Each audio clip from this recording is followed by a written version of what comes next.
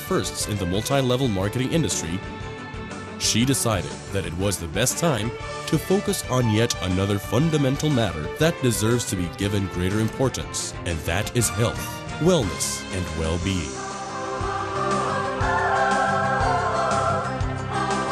After many months of intensive medical research and scientific study, our team of experts came up with a unique product that combines, for the very first time, 5 power herbs.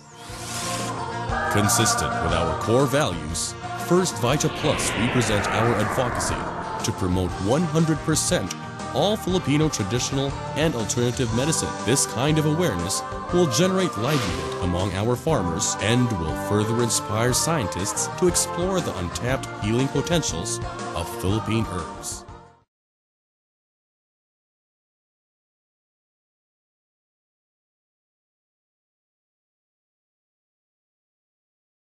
Good morning po sa inyong lahat. Ito po si Manny Antonio, isa po sa speaker po ng ating company. At the same time, isa rin po sa mga dealer na gumagawa po ng ating negosyo. Napaka-importante po na mapanood nyo po ang video pong ito. Kasi po ito pong training ng video po na ito, malaki po maitutulong po dito sa atin para sa pagtakbo ng ating negosyo. Ako po yung nagsimula rin po sa mga ganitong training po at malaki po na itulong po sa akin dito sa ginagawa kong negosyo nito. So sana po tapusin po natin simula sa umpisa hanggang sa huli ay maunawaan at maintindihan natin kung ano yung magandang maidudulot ng ginagawa po natin na First Vita Plus. So kita-kita po tayo siguro sa anniversary natin o sa mga awardings natin at isa ka na sa mga nabibigyan ng awards dahil nakapag-training ka na sa negosyo natin to. So maraming salamat po. Good morning sa inyong lahat. Gusto ko muna i-congratulate ang bawat isa sa inyo dahil ito ang isa sa pinakamagandang desisyon na ginawa mo sa buhay mo na napili ang ganitong karir. Okay. So, pakibati ang bawat isa ng congratulations. Okay. So, alam nyo, unang-una sa lahat, gusto kong pasalamatan yung nasa itaas, ating Panginoon, dahil siya yung nagbigay o kundi dahil sa Kanya, lahat ng ito wala. Diba? At gusto ko rin pasalamatan, siyempre, misis ko, dahil si Jenny, pagiging supportive sa akin. Yan. Kahit minsan-minsan, siya yung unang nag-negative sa akin. Noong unang pinakita ang Vita Plus, siya yung unang negative. Pero hanggang ngayon, nandiyan pa rin at nakasuporta pa rin sa akin. So, iba talaga yung couple power kayo eh. Okay? At gusto ko rin pasalamatan yung mga taong nanglait sa akin noon, nung nagsisimula pa lang ako. Yung mga nag-negative sa akin noon na pinuntahan ko, pinagtatawanan ako kasi nagne-networking ako, pinagtatawanan kasi juice lang daw yan, okay? Gulay lang daw yan. Gusto ko silang pasalamatan kasi kung hindi dahil sa mga negative nila, hindi ako titibay. Okay? So, dapat ganun din kayo. Sino man yung nagne-negative sa'yo, okay lang yan. Mawawala rin dito yan.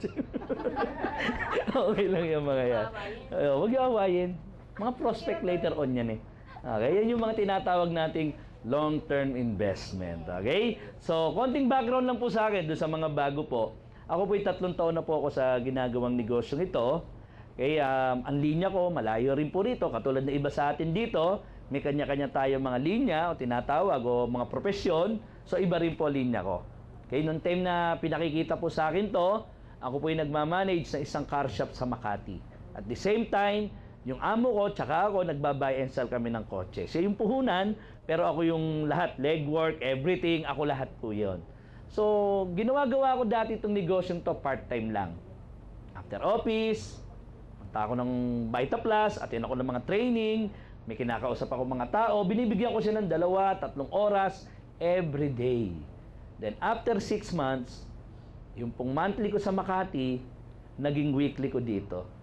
So doon na po ako nag-decide na mag-resign ako sa trabaho. Kasi yung part-time ko, nagiging istorbo na lang yung full-time job ko sa part-time ko.